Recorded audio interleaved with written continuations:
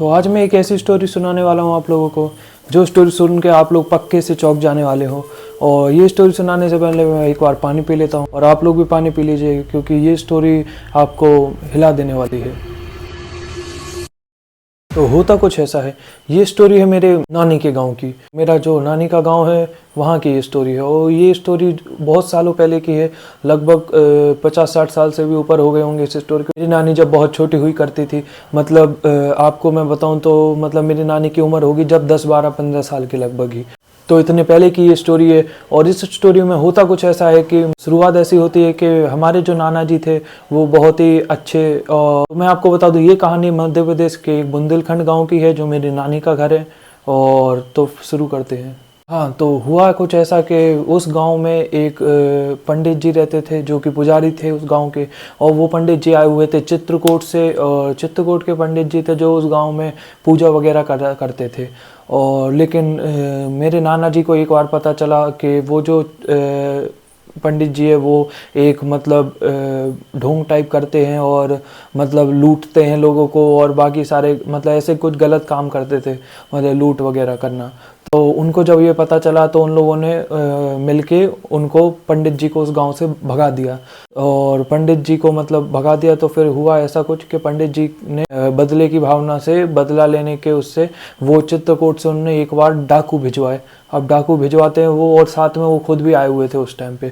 आधी रात का समय था, 2-3 बज रहे होंगे। और हमारा घर भी मतलब ऐसा है कि पुराने, आपने अगर घर देखे हो तो मतलब बाहर बाहर से मेन गेट और बीच में हॉल के ऊपर छत नहीं रहती है, तो वैसे ही कुछ घर था। और गर्मियों का समय था, तो फिर मेरे घर वाले कुछ लोग जो मेन गेट के आगे जो कमरा है उसमें सो रहे थे, और बाकी के कुछ लोग जो मेरी नानी वगैरह हैं और नानी की बहनें हैं, भाई वगैरह, वो लोग में सो रहे थे। मतलब जैसा कि बोल सकते हैं अपन उनका क्या बोलेंगे अपन गांव की लैंग्वेज में उसको, आंगन। हाँ, तो आंगन में सो रहे थे।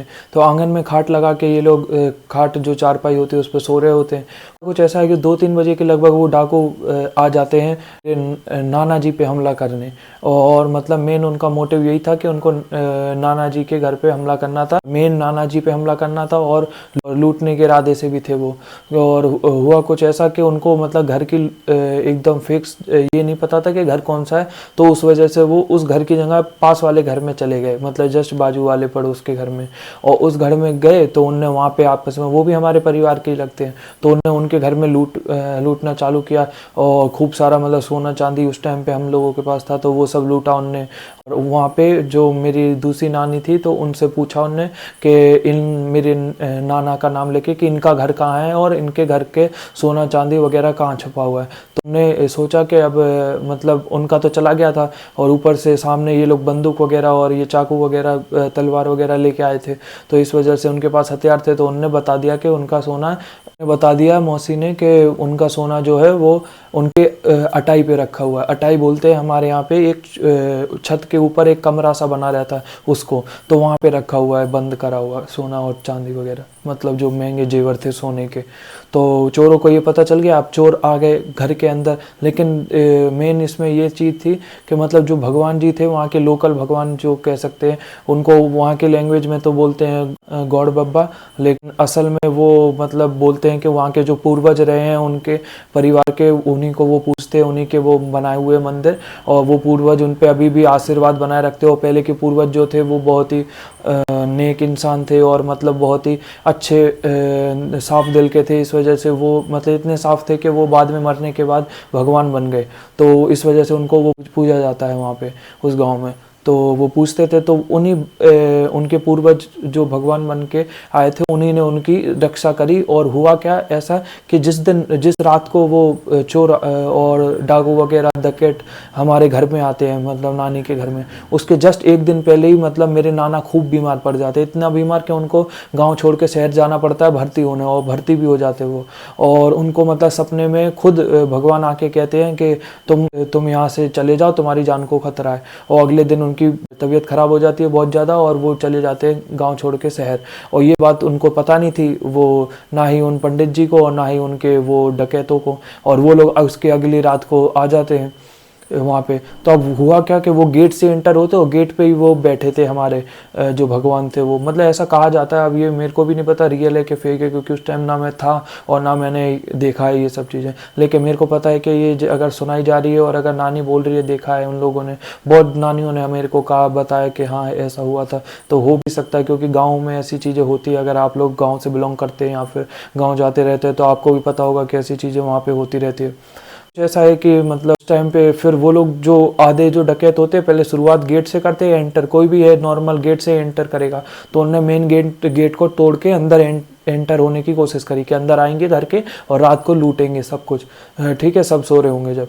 तो हुआ क्या, जो लास्ट का जो पहला जो कमरा होता है जो गेट के जस्ट आगे, वो होता है पौर, हमारे यहाँ पौर बोलते हैं उसको, पौर वाला कमरा। तो उस कमरे में ही वो बैठे हुए थे जो हमारे पूर्वज वाले भगवान थे वो। तो उन लोगों ने क्या किया, किसी को अंदर आने नहीं दिया, वहीं से वो मार रहे उनको, तो वो लोग बाहर फेंकते जा रहे दूर दूर तक, तो इस वजह से वो अंदर नहीं आ पा रहे थे। तो आधे उनकी जो आधे डाकू थे उन लोगों ने क्या किया कि वो पास वाला जो घर था जिनको उन्होंने लूटा था, उनकी छत से होते हुए हमारी छत पे आ गए और वहाँ से आके लूटने लगे। अब आप मानोगे नहीं कि हमारे घर में जो सोने वगैरह के हार, सोने की पायलें उस टाइम पे जो नानी वगैरह की थी वो ऐसी लटकी हुई रहती थी, जैसे अगर समझ लो वहाँ सामने कुछ हुक जैसा, पहले के टाइम पे एक लकड़ी का इतना बड़ा हुक बनाते थे ऐसा, तो उस हुक पे लटकी रहती थी पायलों और ये सब, और खुला रहता था उस टाइम पे वो आंगन, और उस आंगन पे ये सब चीज़ें लटकी हुई पड़ी उनकी पायलें, जब वो सोते टाइम अपने सोने के हार वगैरह लटका देते थे उस पर, और मतलब चोरी का कुछ इतना डर भी नहीं था उस टाइम। अचानक से ये आ गए चोर वगैरह डाकू अंदर, और साथ में वो पंडित थे जो भी वो चित्रकूट के पंडित, वो भी साथ में थे उनके, ठीक है। अब ये लोगों ने अपना मुंह वगैरह अच्छे से ढका हुआ था तौलिया वगैरह से, ठीक है। लेकिन हुआ क्या कि जैसे ही वो आए तो मेरी नानी जो थी, नाना तो थे नहीं, नाना तो थे एडमिट वहाँ पे शहर में, लेकिन जो नानी थी उनने उनको देख लिया कि ये लोग चोर डाकू वगैरह आए लूटने के लिए रात को। तो उनने क्या किया, सारे बच्चों को धीरे धीरे करके एक एक करके कमरे के अंदर बंद कर दिया कि तुम इस कमरे में बंद हो जाओ, और नहीं तो बाहर डाकू घूम रहे, ठीक है, आंगन में। तो धीरे धीरे सारी नानियां अंदर चले गए, सारे नाना लोग भी अंदर चले गए मेरे, और लेकिन बस मामा वगैरह और एक जने रह गए बस, मतलब मेरे दो जने, मेरी दो नानी रह गई अंदर वहाँ पे बाहर आंगन में। अब दो नानी बाहर आंगन में रह गई, तो होता कुछ ऐसा है कि मेरी आवाज़ इतनी होती है और वो डाकू वगैरह की कि सब उठ जाते हैं। तो मेरी नानी उठती है जो मेरी मम्मी की मम्मी है वो, तो वो देखती है, वो वैसे भी बचपन से ही थोड़े वैसे टाइप की थी, स्ट्रॉन्ग टाइप की, और सबसे बड़ी भी थी नानी, तो इस वजह से सारी नानियों में, तो वो उनको बोलती है ये तो चित्रकूट के महाराज हैं। नहीं उठाओ, उठा नहीं पाओगे और फिर बब्बा का हो जाए सोने का क्यों नहीं करो तो पोर में देते नहीं देते तो बेटा छत से आए थे ना तो एडमिट थे हॉस्पिटल में आते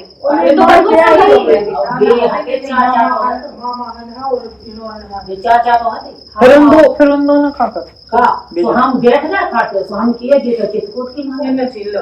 तो महाराज एकदम शौक हो गए और सारे डाकू भी शौक हो गए कि नानी ने पहचान कैसे लिया, मतलब वो इतनी छोटी उम्र की थी और तो भी पता नहीं कैसे पहचान लिया कि ये वही हैं, और जो कि उनने अपना मुंह वगैरह सब ढाक रखा था पूरा, एकदम अंधेरे के टाइम पे पूरा छुप के आए, मतलब छुप के आए थे वो लोग पूरे अंधेरे के टाइम में। तो उनका जो डायलॉग होता है, मतलब उन पंडित जी का, वो बोलते हैं कि ए इस बेटी ने मुझे कैसे छीन लिया, मतलब छीन मतलब हमारी लैंग्वेज में बुंदेलखंडी के जो लोग हैं वो जानते होंगे, बुंदेलखंड वाले लोग, कि चीन मतलब होता है कि पहचानना। तो वो बोलते हैं ए इस बेटी ने मुझे कैसे पहचान लिया। तो उसके डाकू वगैरह मतलब वो लोग सोचते हैं कि इसने शायद, ये पंडित जी यहाँ पहले रहते थे और यहाँ पूजा करते थे, इस वजह से वो बेटी पहचान गई होगी। लेकिन तो भी ये बहुत ताजुब की बात है कि ऐसे कैसे एक मतलब छोटी 13-14 साल की उम्र की लड़की इतने बड़े इंसान को पहचान जाए, वो भी अंधेरे में, और वो भी इतने भेस बदल के आए हुए जो, ठीक है। तो ऐसा होता है, फिर वो लोग है ना और लूटना चालू करते हैं। तो ऊपर उस पे अटाई पे भी जाते हैं, जो कमरा ऊपर की तरफ छत पे बना हुआ था, छोटा सा बंद करा हुआ था, तो वहाँ जाते हैं, वहाँ का ताला तोड़ते हैं, वहाँ का भी सब सोना वगैरह चुराते हैं, और ये सब बहुत चोरियाँ होती है। फिर सारी चोरी वगैरह होके उसमें क्या होता है, अब हुआ क्या, जो बाहर जो गेट से लोग आ रहे थे डाकू, वो तो दालान से लौट जाते थे, मतलब वो आगे ही नहीं आ पाते थे उस पहले कमरे से, क्योंकि वहाँ पे खुद साक्षात हमारे पूर्वज वाले भगवान बैठे हुए थे हमें बचाने के लिए। और लेकिन उनको ये नहीं पता था कि अंदर वो लोग आ चुके हैं, बाकी के डाकू और वो महाराज छत से होते हुए। तो वो आते हैं और ये सब लूटते। तो होता क्या है कि एक और थे जो मेरे थे हमारे, वो ऊपर छत पे सो रहे होते, और वो भी जाग जाते इस चीज़ से, और उनका भी मतलब जो डाकू थे उनका मोटिव ये था कि मतलब वो मेरे नाना और काका पे विशेष हमला करने के उससे आए थे मोटिव से। तो जो मेरे नाना तो वहाँ थे नहीं और काका छत पे थे, तो वो छत पे से खड़े होते हैं, जाग के खड़े होते हैं, वो जाग जाते शोर से और खड़े होते और नीचे देखते तो आंगन में चोर और डाकू वगैरह खड़े हुए। ठीक है, अब काका उससे पहले कुछ करे या फिर बचाव करे या फिर बाकियों को बचाए, उससे पहले ही पता नहीं उनको पीछे से एक धक्का लगता है और वो नीचे गिरते हैं। और उनने देखा था जब मतलब धक्का लगते टाइम, तो उनको वो खुद ये कहते हैं कि मुझे मतलब किसी एक ऐसी परछाई ने धक्का दिया जो मतलब खूब चमक रही थी, वैसे टाइप की, मतलब भगवान टाइप की समझ लो आप।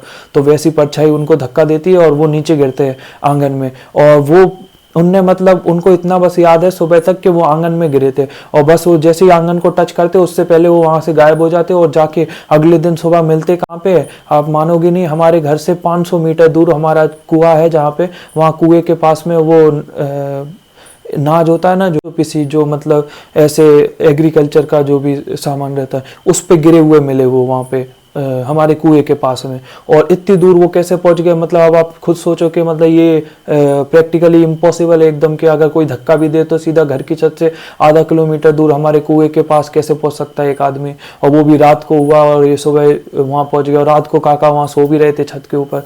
तो मतलब वो भी कुछ ऐसे ही था कि वो कहा जाता है कि मतलब हमारे बोलते भी यही है कि पूर्वज ही थे जो मतलब जिन्होंने काका को बचाने के लिए उनको यहाँ से फेंक दिया और वो वहाँ जाके गिरे और वहाँ जाके भी पिसी पे गिरे, जिससे मतलब किसी मतलब वो होता है जो गेहूं के वो ढेर बना देते हैं ना खेतों में, उस पे जाके गिरे जिससे वो बच जाए। और उनको एक चोट भी नहीं आई, एक खरोच भी नहीं आई और वो बच गए। और उसके बाद अगले दिन सुबह हुई तो डाकू वगैरह तो चले गए थे सारे, और वो भी काका भी घर आए तो इनको पता चला, ये सब बातें बताई और देखा तो सब चोरी हो चुका था और बस यही सब हुआ। लेकिन भगवान ने बचा लिया और सब सुरक्षित थे, ये बस एक अच्छी बात हुई। और सोने और ये सब का तो क्या है, चला गया तो चला गया, लेकिन सबकी सेहत बच गई और सब लोग किसी को कुछ हुआ नहीं, ये सबसे अच्छी बात है। तो बस आज की वीडियो के लिए बस इतना ही। तो ये स्टोरी आप बताना आपको कैसी लगी। मुझे पता है आपको पक्का बिलीव नहीं हो रहा होगा स्टोरी पे, क्योंकि मुझे भी नहीं हुआ था मैंने जब पहली बार सुनी, लेकिन मैंने इसको फिर मतलब इसके बारे में और जानने की कोशिश करी, मेरी नानी से, नाना वगैरह से, और भी जो लोग हैं उनसे, मेरे मासी वगैरह से जानने की कोशिश करी। जब जाके मेरे को पता चला कि हाँ असल में अगर ये चीज़ प्रैक्टिकल इम्पॉसिबल नहीं है और अगर ये हुई है तो हो सकता है कि इसके पीछे कोई भगवान का या फिर किसी बड़ी शक्ति का हाथ हो। तो हाँ, अगर आपने अभी तक यहाँ तक वीडियो देख ली और आपको वीडियो अच्छी लगी होगी, पक्का मेरे को पता है एंटरटेन तो हुए ही होंगे आप, और आपको एक नई स्टोरी सुनने को मिली होगी, तो प्लीज़ हमारे चैनल को सब्सक्राइब कर लेना, क्योंकि हमारे चैनल को देखते हैं 90% से ज़्यादा लोग हमारे चैनल को देख रहे हैं लेकिन वो सब्सक्राइब नहीं कर रहे हैं। तो प्लीज़ सब्सक्राइब कर लेना हमारे चैनल को। और ऐसी वीडियोज़ और चाहिए तो कमेंट्स में बताना कि आपको अच्छी लगी कि नहीं लगी। और भी वीडियो चाहिए तो हॉरर स्टोरी की हमारी प्लेलिस्ट बनी हुई है, इसको भी आप देख सकते हो। उसमें एक हॉरर स्टोरी डाल दी, ये सेकंड जाने वाली है, और भी मैं हॉरर स्टोरी डालूंगा उसमें। और बाकी 3 प्लेलिस्ट है हमारी टोटल, तो आप वो प्लेलिस्ट भी देख सकते हैं लॉन्ग वीडियोस की। मैंने बहुत सारे मिनी ब्लॉग्स भी पास्ट में बनाए हैं, तो आप वो भी देख सकते हैं। मेरे चैनल को जरूर विजिट कर लेना एक बार आप लोग, और वीडियो को लाइक कर दीजिए, चैनल को सब्सक्राइब कर दीजिए। हियर लक्ष्य Bhatt, I am signing off.